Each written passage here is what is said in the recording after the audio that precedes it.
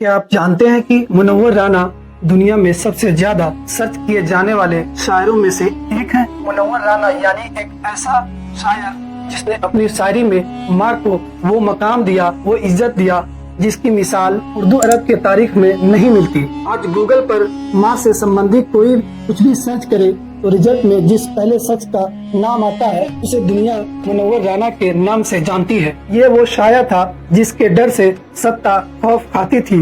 सरकारों के बदलने से लोगों की जबान बदलती है। मुनव्वर राना ने वो शख्स था जिसकी लहजे में जरा बराबर भी फर्क नहीं आया। 2015 में जब देश में चारों तरफ मुसलमानों की मॉब लिंचिंग होने लगी तो मुनव्वर राना ने हुकूमत की आंखों में आंखें डालकर सवाल किए और अपना साहित्य अकेडमी अवार्ड लौटा दिया। 26 नवंबर 1952 को उत्तर प्रदेश की रायबरेली जिले में पैदा होने वाले मुनव्वर राना आज भले ही उर्दू अदब का सबसे नायाब चेहरा बन चुके हों, लेकिन मुनव्वर राना की जिंदगी हमेशा से ऐसी नहीं थी। वो जब पैदा हुए तो मुल्क के दो हिस्सों में तकसीम हो चुका था। चारों तरफ अफरा तफरी का माहौल था। ज्यादातर रिश्तेदार पाकिस्तान जा चुके थे, लेकिन ऐसे हालत में भी उनके पिता की मुल्क से मोहब्बत देखने ही बनती है। उनका हर रिश्तेदार पाकिस्तान चला गया, लेकिन वह एक शख्स जो मरते दम तक भारत की मिट्टी से लिपटा रहा, वो मुनव्वर राना को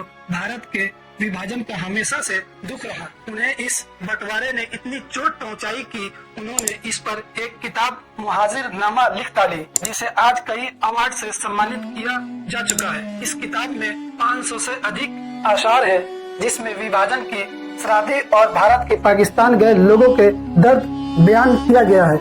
बहुत कम लोग जानते हैं कि मुनव्वर राना का असली नाम सैयद मुनव्वर अली था। उन्होंने अपनी इब्तदाई तालीम गवर्नमेंट इंटर कॉलेज रायबरेली से ही हासिल की थी।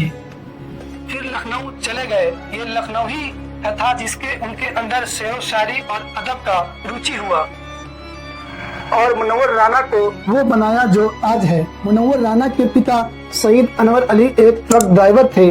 1964 में जब उन्होंने कोलकाता में ट्रांसपोर्ट का काम करना शुरू किया तो राना भी उनका साथ देने के लिए कोलकाता चले गए और उनकी जिंदगी का एक बड़ा हिस्सा इसी कोलकाता में ही बीता है। यहीं पर रहते हुए उन्होंने मुशायरों में हिस्सा लेना शुरुआत की और थोड़ी ही दिनों में वो हिंदुस्तान के नामों शायरों में शामिल हो गए। मुनव्वर राना ने अपनी शेरो शायरी में उस भाषा का इस्तेमाल किया जो बड़ी ही आसान और आम लफ्जों में थी। उन्होंने विभिन्न विषयों और विभिन्न मुद्दों पर शायरी की, लेकिन उन्हें जिससे सबसे ज्यादा मकबूलियत से नवाजा था वो थे माँ पर लिखे गए उनके आशार। जब उन्होंने पहली बार मंच पर खड़े होकर पढ़ा कि मैंने रोते हुए पोछे थे इसी दिन आंसू, मुद्दतों माँ ने नहीं धोया दुपट्टा, अपना तो पूरा मजमा तालियों से गड़गड़ाहट से गूंज रहा। और फिर माँ पर की गई शायरी ने मुनव्वर राना को पूरी दुनिया में मशहूर कर दिया। आज सोशल मीडिया पर लाखों करोड़ों लोग हर दिन उनकी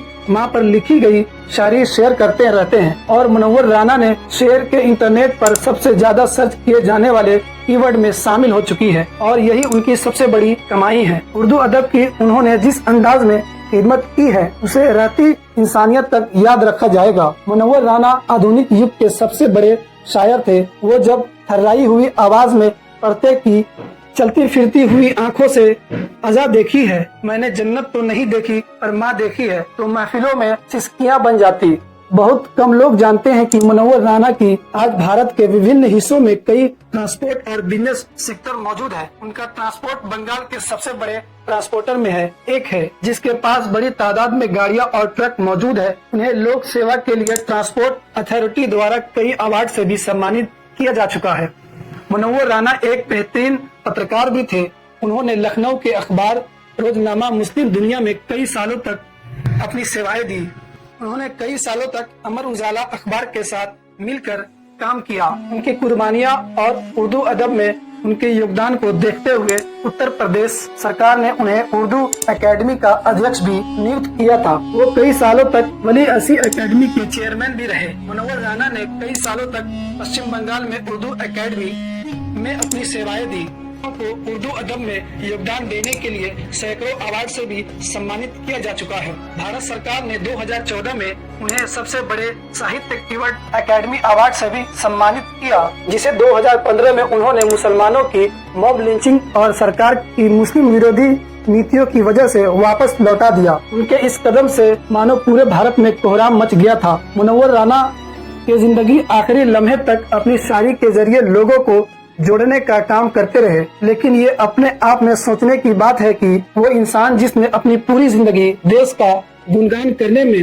गुजार दी, जिसने पाकिस्तान के वजूद को नकार दिया, जिसने लिखा कि बंटवारे का खेल में पाकिस्तान जीत गया लेकिन मुसलमान हार गए, आज उसी की मौत पर खबर पर हंसते हुए लोग नजर आ रहे हैं। सोशल मीडिया पर बहुत से पेज मौजूद है जहां पर मुनव्वर राना की मौत का जश्न मनाया जा रहा है और यही बदलते हुए भारत की नई तस्वीर है। लेकिन हंसने वाले लोग कौन है, उन्हें आसानी से पहचाना जा सकता है। वैसे इस बारे में आप क्या विचार रखते हैं, नीचे हमें कमेंट बॉक्स में जरूर बताएं। अगर वीडियो पसंद आया हो तो हमारे चैनल को सब्सक्राइब कर दे और इसी तरह के नॉलेजेबल वीडियो देखने के लिए हमारे फेसबुक पेज को फॉलो जरूर कर लें।